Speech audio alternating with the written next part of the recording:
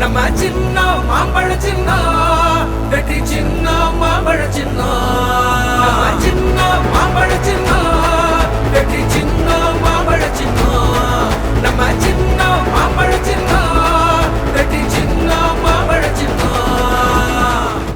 உங்க காலை தொட்டு நான் கேட்கிறேன், நான் ஒரு விவசாயிகளும் திமுக ஓட்டு போடாதீங்க, தயவு செய்து போடாதீங்க. அவங்களுக்கு விவசாயத்துக்கு சம்பந்தமே கிடையாது.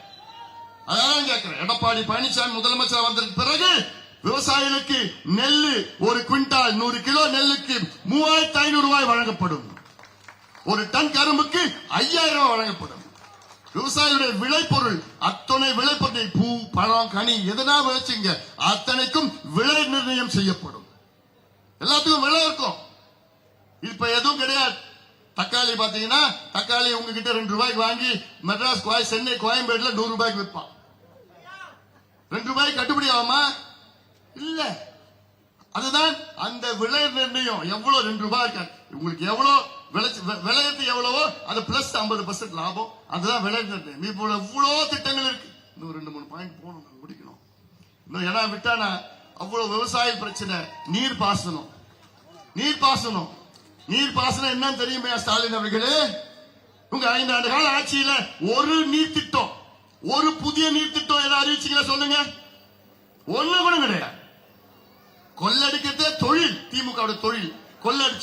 கொள்ளடிச்சு அந்த பண மூட்டை எடுத்துட்டு வருவாங்க. எலெக்ஷன் நேரத்தில் கொடுப்பாங்க 1000-2000 கொடுத்துட்டு ஓட்டு வாங்கிட்டு பிரச்சனை மூட்டி விட்டு சண்டையை மூட்டி விட்டு போவாங்க. அதனால இதெல்லாம் தெளிவா இருங்க. இளைஞர்கள் தெளிவா இருக்கிறாங்க. யாரும் யாருக்கும் எதிரி கிடையாது. எல்லாமே ஒடுக்கப்பட்ட மக்கள், அடக்கப்பட்ட என்ன 2 பேரும் குடிசையில வாழ்ந்துட்டு 2 பேரும் கோமணம் கட்டிட்டு 2 பேரும் ஆடு மாடு மேய்ச்சிட்டு இருக்காங்க. 2 பேரும் படிக்கணும். என்னுடைய ஆசை 2 பேரும் படிக்கணும், வேலைக்கு போகணும், சுயமரியாதையுடன் வாழ வேண்டும், கௌரவத்தோட வாழணும். அதான் என்னுடைய விருப்பம். அதான் சமூக நீதி. எதுக்கு அடிச்சுக்கணும் பண்ணிட்டு இருக்கணும். அதனால இந்த தேர்தல் நமக்கு மிக முக்கியமான தேர்தல். இந்த பகுதி வளர்ச்சி, இந்த மாவட்டத்தின் வளர்ச்சி, உங்களுடைய வளர்ச்சி, உங்களுடைய தனிப்பட்ட வளர்ச்சி. நீங்க எல்லாம் படிச்சு வேலைக்கு போய் சுயமரியாதை கௌரவத்தோட வாழணும். அதான் சமூக, அதுதான் இந்த ஆட்சி மாற்றம் வர வேண்டும். ஆட்சி மாற்றம் உறுதியா வரும். அது உங்களால் வரணும். குறிப்பாக பெண்கள், இளைஞர்கள், விவசாயிகளால் வரணும். இந்த பகுதியில ஏகப்பட்ட எவ்வளவு பிரச்சனைகள் இருக்கிறது. வளர்ச்சி அடையாத ஒரு பகுதி. அதனால நிச்சயமாக நீங்கள் எல்லோரும்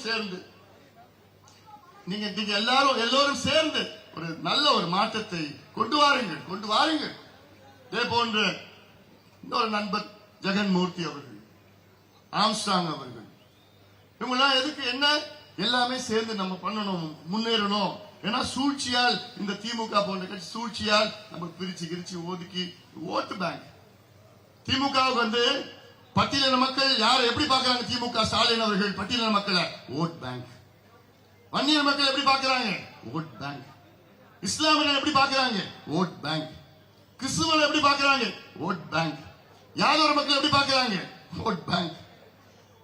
இப்படி ஒவ்வொரு உழைக்கின்ற மக்களை ஓட் பேங்க் தான் பாக்குறாங்க, தவிர மக்களா பாக்குறாங்க.